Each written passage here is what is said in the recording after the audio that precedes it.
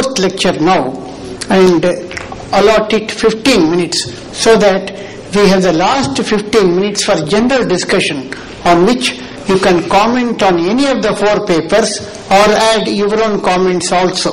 So I now call upon the last speaker, Dr. Sukumar Rajagopal, to talk to us on the Bangalore tradition in the Indus Valley.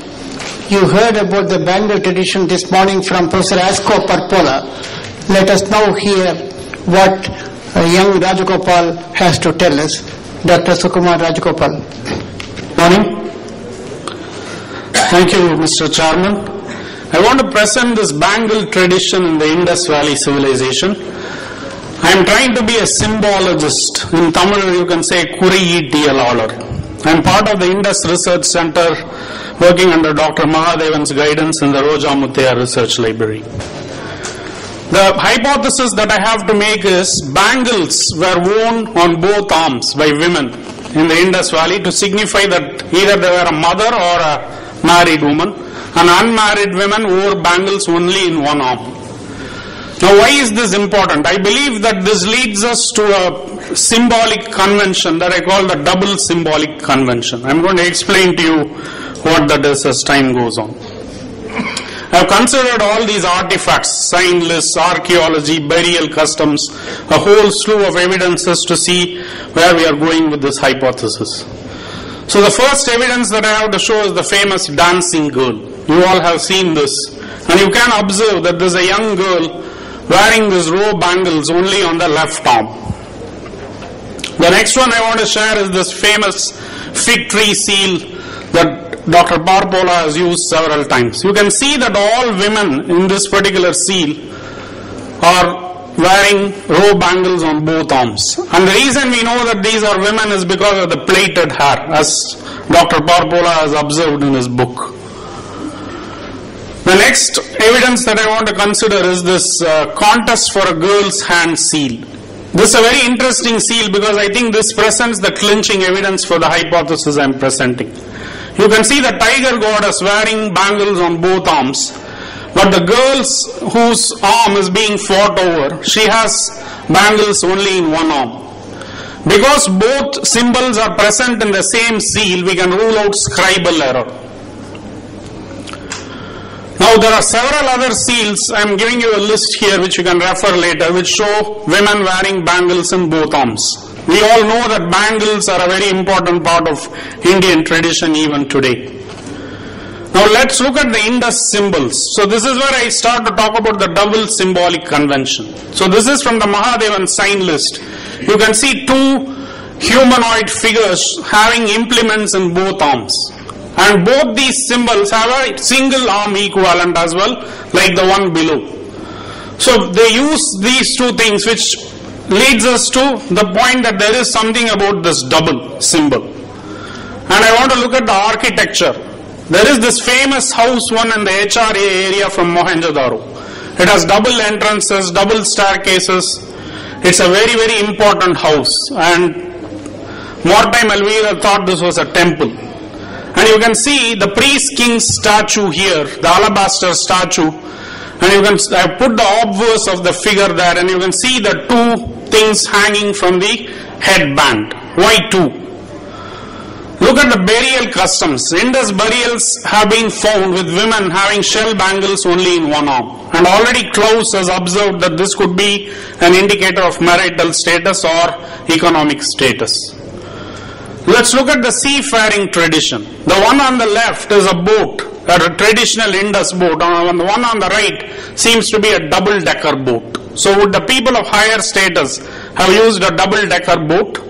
Now what is the connection between 2 and higher status? I was breaking my head over this and I read Dr. Mahadevan's very, very famous landmark paper, The Vestiges of Dravidian in the Indus. And I chanced upon this description where in the Dravidian etymological dictionary there is the connection between the Iru in Tamil is equal to great. So that's why the double symbolic convention applies. Now let's look for evidences in old Tamil. Cheraman Kanaikal Irumporai, mentioned in Purananuru, is a great king. Irum is used as great. Irum Panai in Paditru Pattu, Iruniru and Mani Mekalai. Irumpon or iron, the great metal, in Agananuru. So all this seems to convey the idea that Iru equal to great, which means the woman wearing bangles in both arms is a greater woman. And now in a fertility oriented society, that obviously confers a higher status, which leads us to the point that there is the double symbolic convention which seems to apply in so many different areas. Let's look at modern day rituals. The puberty ritual is still celebrated in Tamil Nadu and many parts of southern India. Again, a symbol of the fertility society. The churras tradition, where in the Punjabis wear bangles on both arms, which is worn only during marriage, which is the ivory bangles. Today it is some other material. Shankhapola tradition from Bengal. Now interestingly, we have the pregnancy ritual which Parpola talked about in his morning lecture, the Valekapu ritual. So in the 7th month, bangles are worn to protect the pregnancy. Interestingly, the Badagas and Todas will even solemnize their wedding only after the Valakapu ceremony. In other words, the marriage ceases to be consummated if the girl cannot give birth to a baby. And look at the Baliya tradition amongst the Banjaras, Charans, Kolams, Lambadis and Ahirs. They wear the upper arm bangle, which you can see in the picture. That can be worn only by married women. So from this, it is reasonable to conclude that Indus Valley would have either treated bangles as a symbol of motherhood or as a marriage.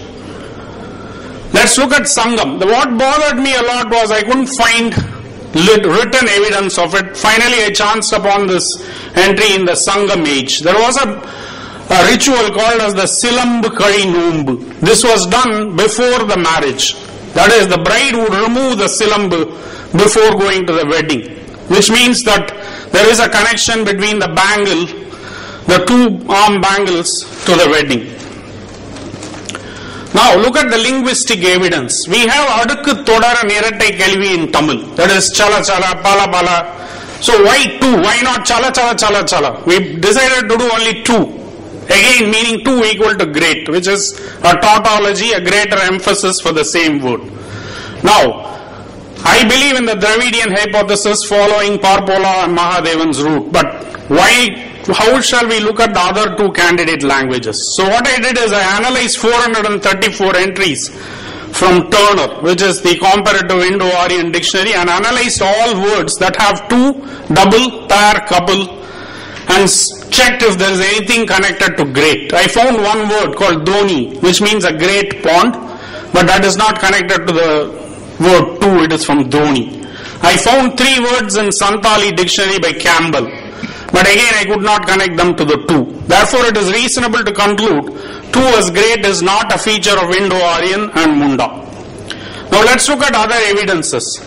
There are subcastes of the Teli castes in central and western India, Ek Baila and Ek Baile. Those who use 1 bullock and 2 bullock, and the 2 bullock people are of higher status.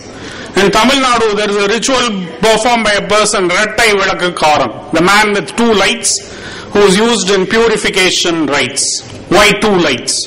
In Tamil weddings, you will have a double Nagaswaram band if you are of a higher economic status, and only one if you are of a lower economic status.